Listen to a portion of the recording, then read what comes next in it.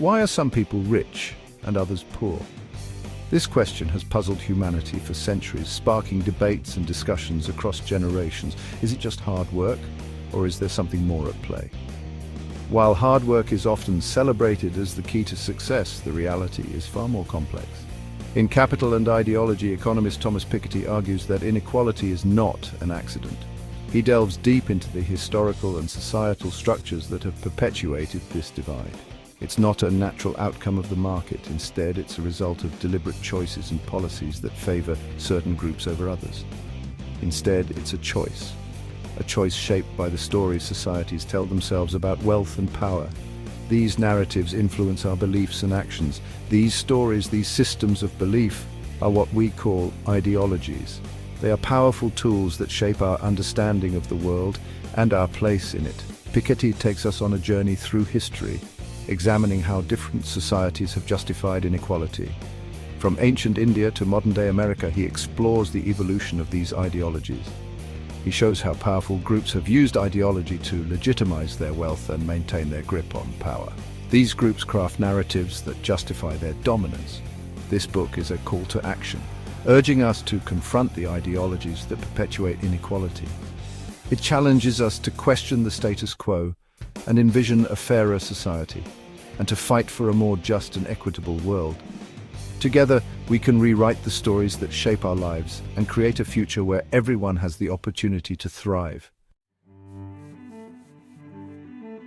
Throughout history, societies have developed different ways to explain and justify inequality. These explanations have evolved over time, reflecting the changing values, beliefs, and power structures of different eras. In ancient societies, religious beliefs often played a central role. These beliefs were not just spiritual but also social, providing a framework that justified the existing social order. Priests and religious leaders held significant power, often claiming divine authority to maintain their status and control. For example, in India, the caste system divided people into rigid social hierarchies, with economic inequalities justified as a reflection of spiritual purity. This system was deeply entrenched, affecting every aspect of life, from occupation to marriage, and was perpetuated through religious teachings and social norms. In medieval Europe, feudalism reigned supreme. This system was characterized by a strict hierarchy, where a small group of lords owned most of the land. The majority of the population, the peasants, worked the land in exchange for protection and a meager share of the harvest. Their lives were marked by hard labor and limited mobility. A small group of lords owned most of the land, while peasants worked the land in exchange for protection and a meager share of the harvest. This system created a clear division between the wealthy and the poor, with little opportunity for social advancement. This system was justified by the idea that God had ordained this social order.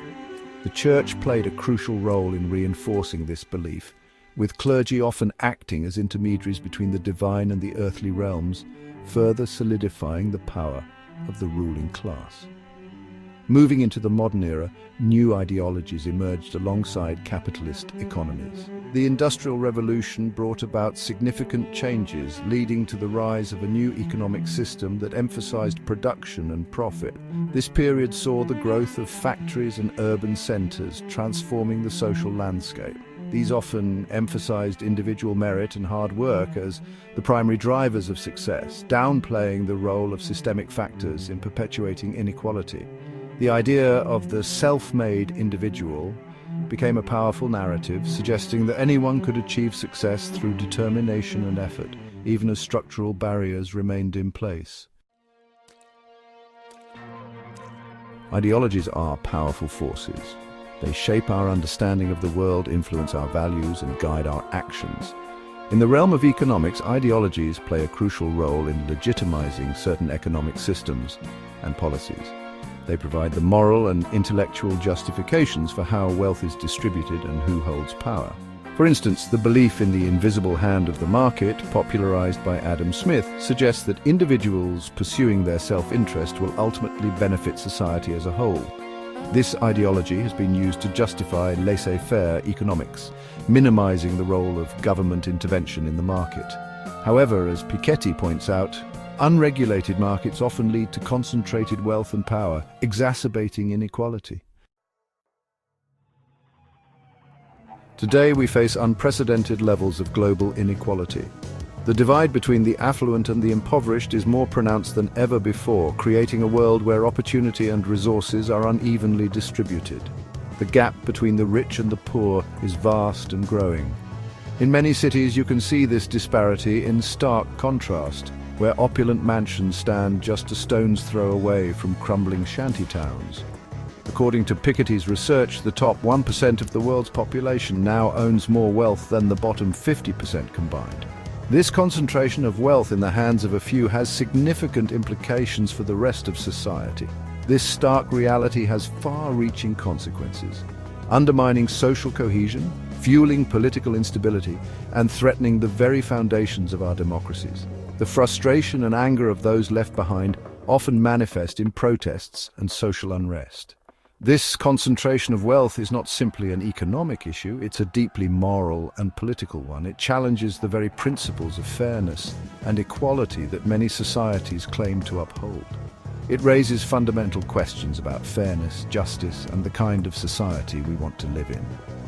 How do we ensure that every individual has a fair shot at success, regardless of their background? Addressing this challenge requires a clear-eyed understanding of the forces driving inequality and a willingness to challenge the ideologies that perpetuate it. It demands collective action and innovative solutions to create a more equitable world for future generations. The neoliberal turn accelerating disparities. Piketty argues that the rise of neoliberal policies in the late 20th century played a significant role in exacerbating inequality. Neoliberalism, with its emphasis on deregulation, privatization, and free trade, has led to a decline in worker bargaining power, eroded social safety nets, and shifted the balance of power towards corporations and the wealthy. Tax cuts for the wealthy, financial deregulation, and the weakening of labor unions have all contributed to the growing concentration of income and wealth at the top. These policies, often justified by the ideology of free markets and individual responsibility, have had profound social consequences, leading to increased poverty, reduced social mobility, and a shrinking middle class. Rethinking ownership, Piketty's proposals. To combat rising inequality, Piketty proposes a series of bold and ambitious reforms. He argues that we need to rethink the very concept of ownership and how wealth is distributed in society. One of his key proposals is the establishment of a global wealth tax. This tax, levied on the net worth of the world's wealthiest individuals, would generate significant revenue that could be used to fund social programs, invest in education and healthcare, and create a more equitable global economy. While the practicalities of implementing such a tax are complex, Piketty argues that it's a necessary step to curb extreme wealth accumulation and create a fairer world. Progressive taxation, a tool for redistribution. In addition to a wealth tax, Piketty advocates for a more progressive tax system overall. He argues that those who earn more should contribute a larger share of their income in taxes. This principle, known as progressive taxation, is based on the idea that those who benefit most from society should contribute more to its upkeep. Progressive taxation can help reduce income inequality by providing governments with the resources to fund essential public services such as education, healthcare, and social security. These services can help level the playing field, providing opportunities for all members of society to thrive regardless of their background. Participatory democracy, empowering citizens. Beyond economic reforms, Piketty emphasizes the importance of political reform. He argues that we need to strengthen democratic institutions and promote greater citizen participation in decision-making processes. Concentrated wealth often translates into concentrated political power, allowing the wealthy to influence policy in their favor. To counter this influence, Piketty calls for campaign finance reform, greater transparency in government, and measures to empower ordinary citizens to hold their elected officials accountable. By creating a more participatory democracy, we can ensure that the voices of all citizens are heard and that policies reflect the interests of the many, not just the few. Conclusion: towards a fairer future. Inequality is not inevitable, it's a choice. The stories we tell ourselves about wealth, power, and fairness matter. By challenging these stories, by confronting the ideologies that perpetuate inequality, we can create a more just and equitable world. Piketty's Capital and Ideology is a powerful call to action. It reminds us that we have the power to shape our economic destiny. Through bold reforms, progressive taxation, and a renewed commitment to democratic values, we can build a future where prosperity is shared and opportunity is available to all.